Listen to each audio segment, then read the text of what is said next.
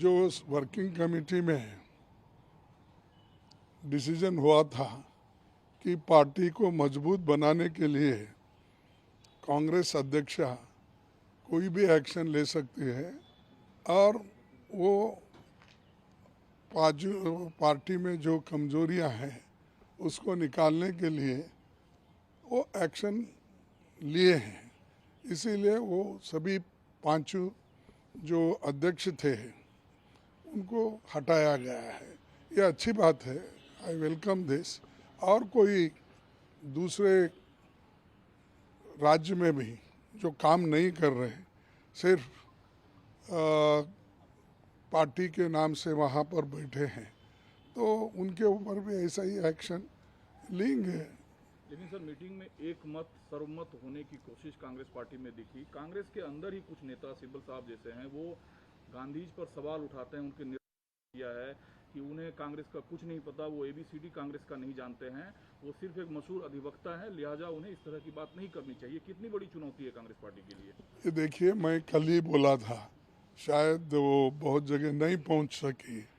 देख, कपिल सिब्बल एक अच्छे एडवोकेट हो सकते हैं, लेकिन कांग्रेस पार्टी के एक अच्छे नेता नहीं हो सकते, क्योंकि किस गांव में गए, कौन से जिले में गए, कौन से स्टेट में घूमे, कहाँ कहाँ काम किए। देखो, बैठे जगह एडवाइस देने वाले बहुत होते हैं, ग्राउंड रियलिटी अलग होती है, ज़मीन पे जाना अलग होता है, और वही लोगों की जो इच्छाएं हैं, कांग्रेस वर्कर का जो मंशा है, वही लोग जान सकते हैं। ऐसा हवा में बात करने से कुछ होने वाला नहीं है।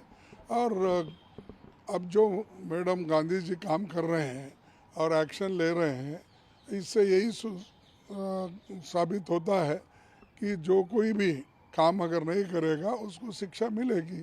और ये ऐसी बातें जो सिब्बल साहब बार बार कह रहे हैं, ये पार्टी की कमज़ोर करने की नीति है। मैं तो ये कहूँगा, ये जानबूझ के कर रहे हैं ये पार्टी को कमज़ोर।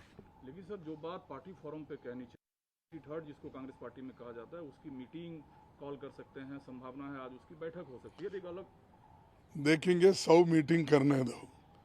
सोनिया गांधी जी को कोई कमज़ोर नहीं कर सकता, और कांग्रेस पार्टी उनके साथ है, दिल्ली से लेकर दिल्ली तक। और ये लोग ऐसे ही भाषण करते रहना और मिलते रहना।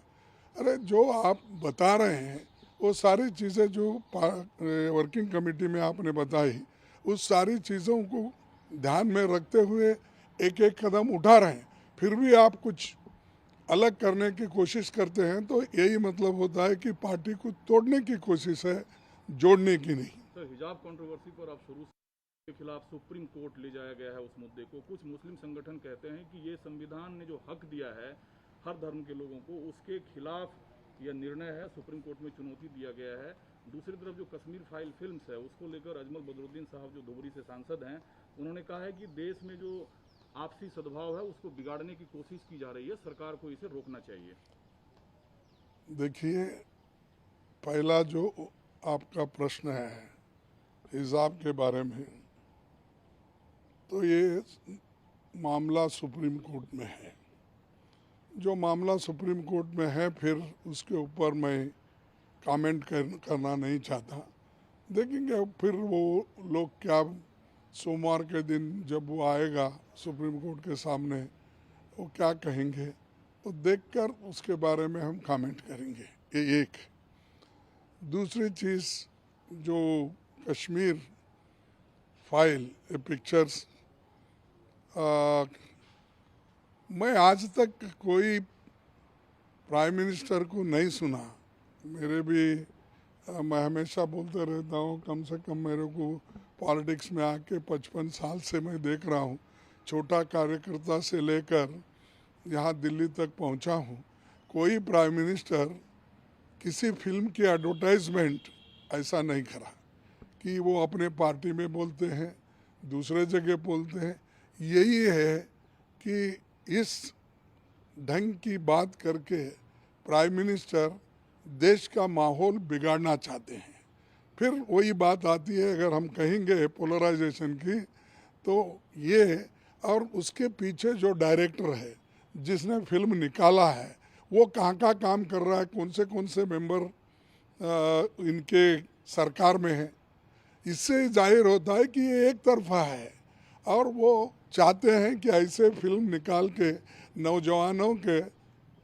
नौजवानों को गुमराह करे। तो ये इसका तो मैं खुद प्राइम मिनिस्टर जब ऐसे बोलते हैं तो मेरे को ताजुब हुआ कि ये उसका भी एडवर्टाइजमेंट वो कर रहे हैं कि तब जब प्राइम मिनिस्टर ने ऐसा बोला है तो फिल्म में क्या है देखेंगे।